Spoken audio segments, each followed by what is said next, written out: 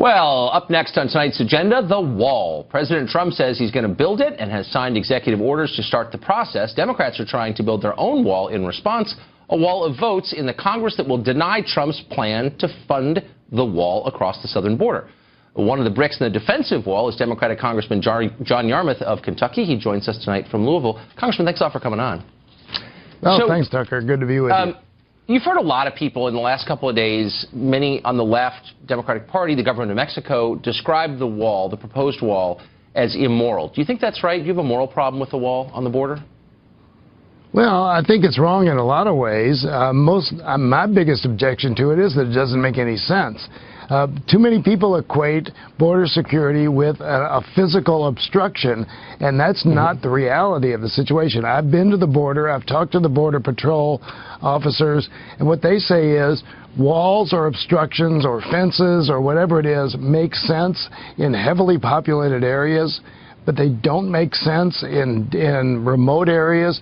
The only benefit of a wall or a fence or whatever kind of physical obstruction is that it delays a person from getting over the wall and therefore the ability to apprehend them. So if you're in Juarez across the border from El Paso and you get into El Paso, the Border Patrol has like 30 seconds to get you before you're beyond their apprehension. If you're in the desert 100 miles away, they have 24 hours or maybe even 48 hours to actually get you before you get to a place where you could disappear.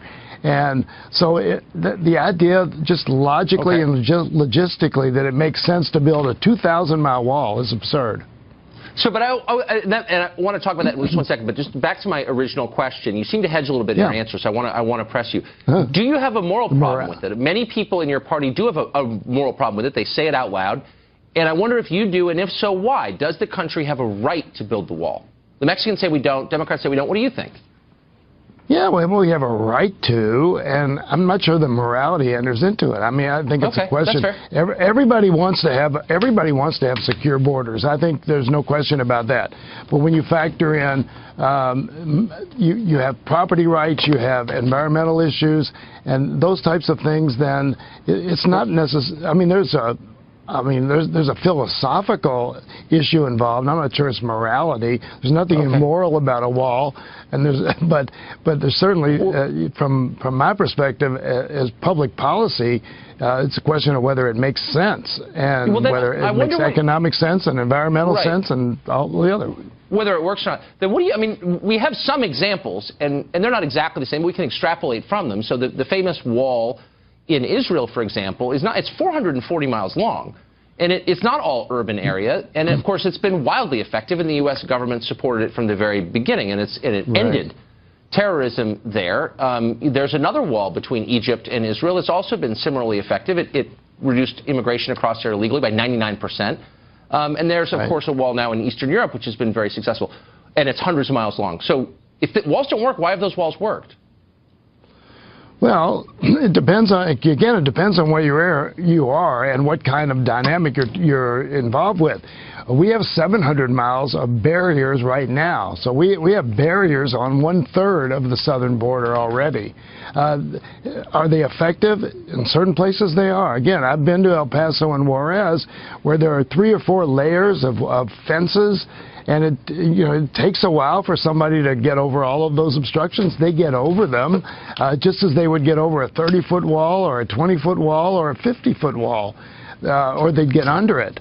The question is what happens after they get over or under the wall. Right. And that's what we ought to be focused on. I think and we can do that. We have the technology available. I was part of the Gang of 8 in the House that worked on comprehensive immigration reform in 2013, and we dealt with all those issues. And even members of the Gang of 8 who were from Texas said, But I mean, the Congress didn't actually deal with all those issues because we have hundreds of thousands of people coming into the country illegally. And the bulk of the heroin that comes into this country comes through that border, as you know, and it's devastated your state, Kentucky, and Jefferson County, I think, which you represent, has the highest overdose rate in the state of Kentucky. I'm sure you know all about this. That's Mexican heroin. And so what we're doing isn't working. How does it help your constituents specifically to oppose this wall, which, I don't know, it's different, it might work. Status quo is not working. No, I mean, everybody I've talked to in the border security area and the drug enforcement area says that's not the issue. The issue is not whether because you're never going to build obstructions that are going to keep all of these, keep drug dealers or illegal immigrants out of the country. I mean, the reality is, if you look at the statistics, over the last few years, we've actually had an improvement over in terms of illegal border crossings, and we've reduced those. The border patrol are actually doing pretty good jobs.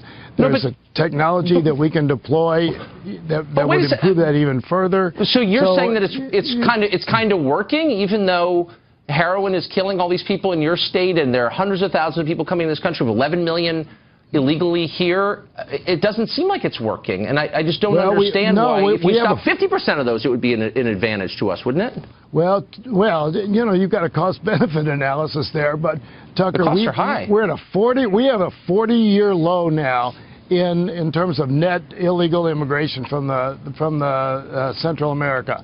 I don't think that's true. Low. No, I don't think that's right. I don't think that's right. Have you seen the numbers? No. I mean, just the recent numbers.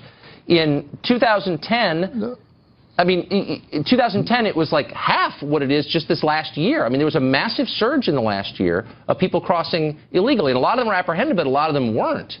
And so, like, if you were able to stop 50% of that, wouldn't that be a huge gain?